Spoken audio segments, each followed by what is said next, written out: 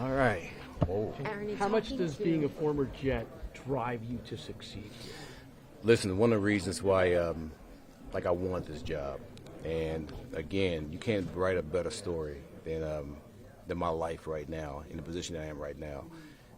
In '94, obviously being drafted here with the 12th pick, coming back, I think in 2012, to be a scout, to be an in-house scout, and then actually spending 2 years being a college scout, and then coming back as the head coach. Listen, it's a whirlwind right now. I will say that, but I'm so looking forward to this. I'm so looking forward to getting the staff. I'm so looking forward to getting with the players, and it's going to be a good ride. It's going to be a good ride. Aaron, I'm sorry. Hey, congrats. Thank you. Where are you with staffing, and do you intend on calling the defense? Listen, I won't call the defense. I want to be the best head coach, the best head coach you can find. In order for me to do that, I think I need to manage the game. All right, so I'll have my OC and my DC. Those guys will be calling the plays. When it comes to staffing, that's a work in progress. You know, my deal is I'm looking for the best coaches that are going to help us succeed. And I do believe coaches are the start of your culture. So every coach will be looked at to make sure they can bring that. So I've always taught that it's not coachability, it's compatibility. And I want to make sure the coaches we bring in are compatible. Aaron, you were part of the turnaround in Detroit, turning a perennial loser into one of the best teams in the league. How do you do that here in New York? Get the right people in the building. I mean, I saw that with Bill Parcells when he got here, so I know it's not a fluke. We did the same thing in Detroit, so we expect to do that like as soon as we can.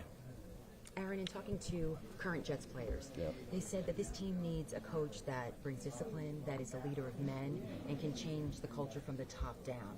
What do you bring to the table to do that for these players? Well, listen, I'm authentic, and I'm going to be me. And whatever that may be, it is what it is. To me, leadership, when you look at the definition of leadership, I break down to one word, and that's influence. And that all starts with my character. And after that's my work ethic. So I plan to bring that to them. And listen, I love this position that I'm in. I like the fact I can stand up in front of a group of men and give direction. I like the fact I can stand up in front of a group of men and give structure. And I said this before because players want that, and they want to follow that. And when it comes to the accountability part, and I said this before, they have to understand what they're responsible for first before you can hold them accountable for something. And that's my plan to do that. And that comes with structure and leadership in myself. Will Aaron Rodgers be your quarterback? You're going to continue to ask me the same question and get the same answer. We're still in evaluation mode. So for anybody else going to ask that, I'm going to give you the same answer. So don't waste your time. We're clear. Well, let's answer that. What do you look for in a quarterback? Like, what's an Aaron Glenn quarterback? A winner.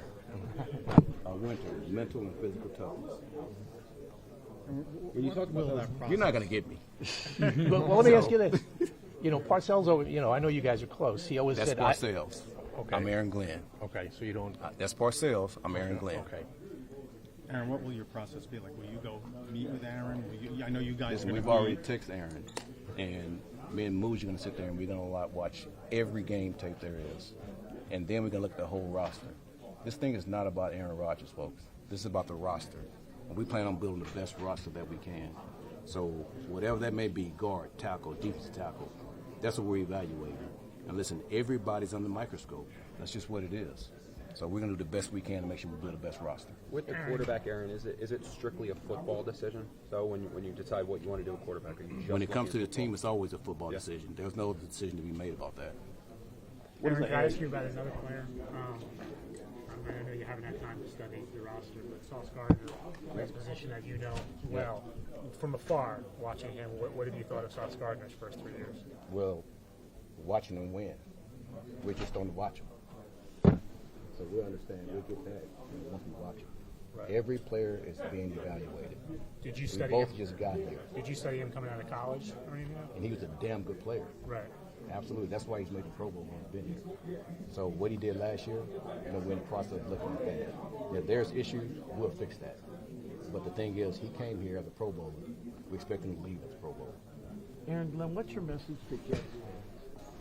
I said it before, put your seatbelts on because it's going to be a fun ride. And we're looking forward to it. When will that ride start? started right now. Aren't you having fun? Huh? Yeah. Well, there you go. This You're on this season? ride. You're on this ride with us. So that's when it starts. Aaron, when you're looking at defensively, like you said, you want to bring in your defense coordinator, he's going to run your defense. Yep. Ideally, is it someone that's from your background and runs a similar scheme as you, or can it be something completely and totally different? I'm looking for the best coach. Okay. That's all I'm looking for. A guy that's going to be compatible. And that doesn't have to be from somebody that I had. That can be across the league. Listen, when I go through the interview process, everything is on the table. And the best coaches will be here. Aaron, there was a lot of stuff that came out this year.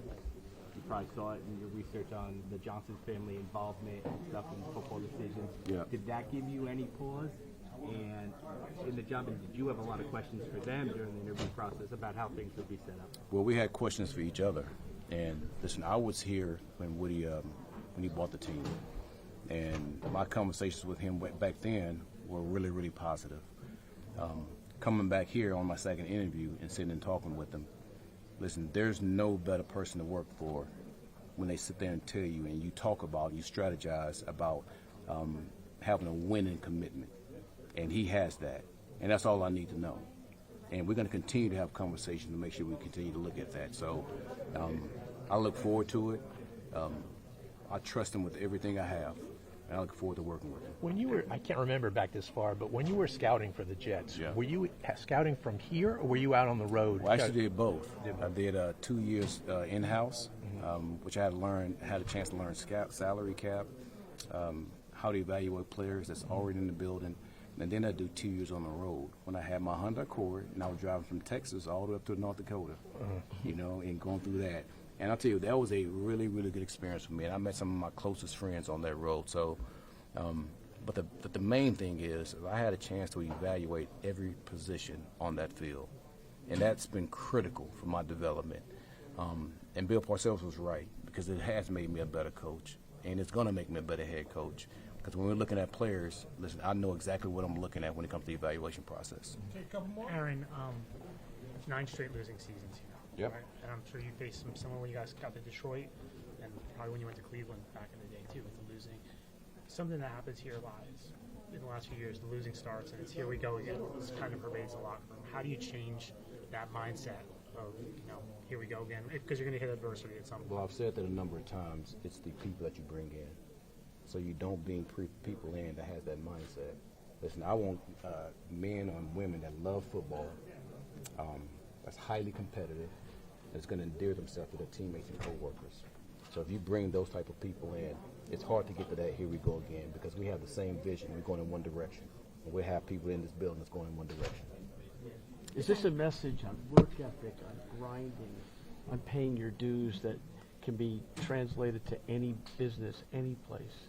Well, you would say that we are going to be have a grinding mentality as a team. And if you look at that definition, all right, it's friction. And what causes that friction? I'm going to be that friction. The weight room is going to be that friction.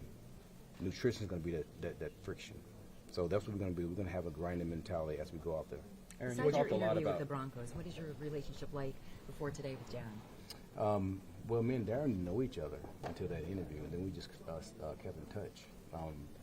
Listen, we have a shared vision on how we're going to do things. There's nothing better in the world having ownership that's committed to winning, and then being able to partner with a GM that has a shared vision that you have. So listen, this is not going to be a situation where we're going to agree on everything. We all know that. But when we go in the room, we're going to hash it out. We're going to come out as one. Aaron, when you talked a lot about the turnaround you guys were a part of in Detroit. You kind of started there from square one in terms of needing to acquire talent. When you look at the Jets roster right now, do you believe you're a few steps ahead of where you were even in Detroit because of the players that are already here? Well, listen, that's hard to say. When you look at Detroit's offensive line, they have one of the better offensive lines in this league. So I don't think it's far from each other. But to me, it's the point of making sure that we have the right guys on this roster, in this building. And that's where it starts. So we're going to make sure we do that first. We're going to continue to evaluate the roster as we go along. But, man, we want to make sure we surround these players with the right coaches that's going to help them be able to relate to them and be able to teach them. Like, that's what I'm looking forward to right now. What do you want? Last one here. What do you want the identity of your offense to be? what I want the identity of the offense to be. Here's my because I get that in a lot of these press conferences. We're gonna be tough, smart. Listen, we're gonna be New York Jets, and as you see us play, you'll be able to see the identity at that point. I always say family business stays in the house, so I'm not gonna let that out outside this building. Our players gonna know what our identity is gonna be, and you're gonna find it out by the way we play. Thank you, everyone.